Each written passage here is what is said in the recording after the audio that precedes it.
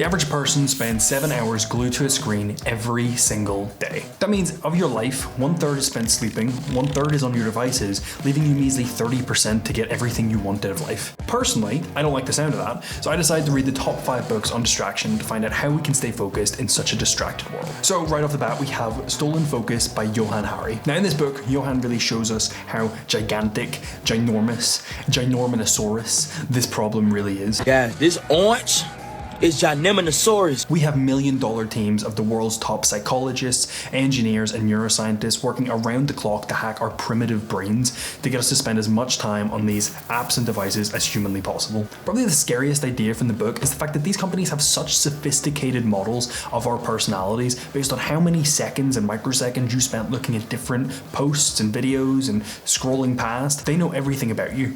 They know your hobbies, they know who your friends are, they know that secret you swore you'd never tell anyone and you take to your grave. Something that's even creepier than that is the fact that given they have this knowledge, if they wanted to, they could show you purely just things that you'd be interested in. But due to research from B.F. Skinner, they know that that wouldn't keep you on the app as long. You see, humans are wired to seek variable rewards, as in sometimes you're going to find a reward and sometimes you're not. And this all comes back to trying to get our prehistoric ancestors to actually go out and forage for food, because a lot of times they're not actually going to find anything. So because of this, they're intentionally going to show you 7 videos they know you don't care about before they finally reward you with Danny DeVito's top hottest moments caught on camera, because they know that's going to stimulate your dopamine receptors that much more and keep you on the app longer. But we already know what the problem is. We're here for solutions, which is why we turn to the Bible of focus, Deep Work by Cal Newport.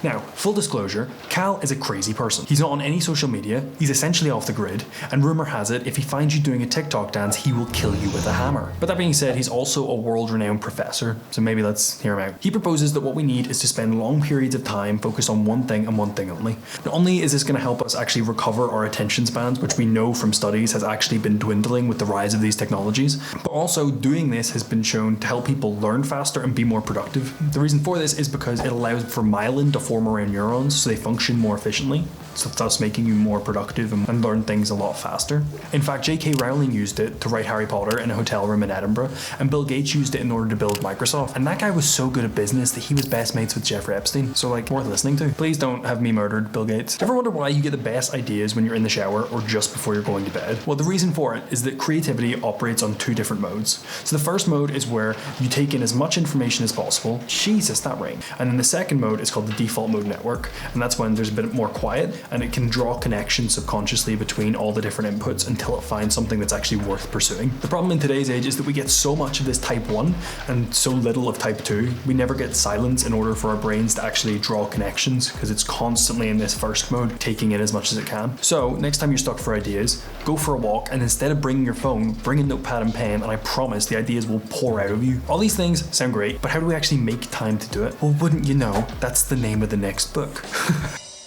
The main idea of this book is to set a daily highlight. Now, this daily highlight is the one thing that matters most for you to get done that day. And it doesn't actually have to be something productive. It can be calling your granny, it can be spending time with friends, it can be doing your 5th speed run of Super Mario Kart Wii. Anything that is important to you, but the key concept is that you set aside time to do this undistracted. The last book on the list is probably the most important, and it's definitely my favorite. It's Indistractable by Nir Eyal. I've mentioned Nir a bunch of times on the channel. I probably will in future, because he's a really well-researched author, and he has quite an interesting story behind him. See, he was a behavioral designer himself, and he kept finding himself getting distracted, not doing the things he said he would do, until ultimately his daughter noticed that he wasn't paying attention to her and instead was paying attention to his phone. So he spent 5 years to come up with a book on how to not get distracted. Now, that book is well worth a read in its entirety, but for now I will summarize the key points for you. Also, a bit of a side note, now's a perfect time to subscribe if you're liking these videos. Maybe leave a like, if you're feeling dangerous. But anyway,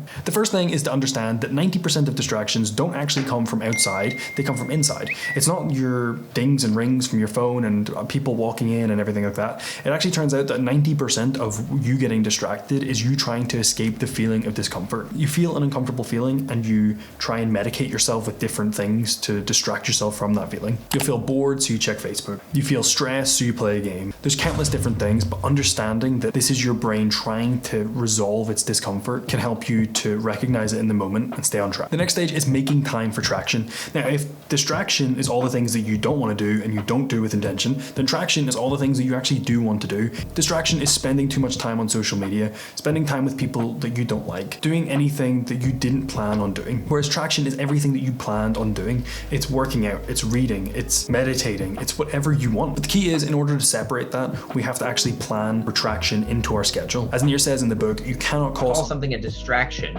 unless you know what it distracted you from. You can't say you got distracted by social media if you didn't actually have a plan for that time in the first place. So time boxing your day and planning what you want to do is really the way forward. Next up is hack back external triggers. Turns out that 2/3 of people have never actually changed the notification settings on their phone, and that is bizarre to me. That means that at any point your weird uncle can disrupt what you're doing with an article about how lizards are controlling the New York Stock Exchange with the help of intergalactic pandas. I don't know is that just my uncle? And finally is making pacts.